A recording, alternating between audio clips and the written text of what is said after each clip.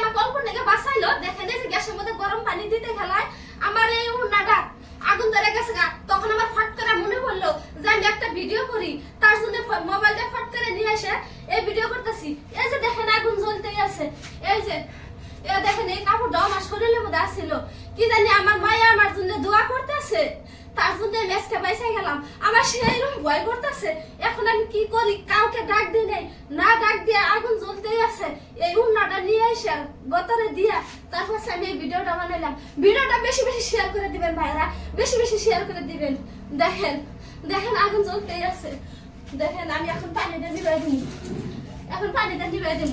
এই যে দেখেন দেখেন ওই যে গরম পানি জ্বলতেই আছে। এই গরম পানি দিতে খেলা এই উন্নাটা আমার এইভাবে লেগে গেল গা, আমি জানি নাই।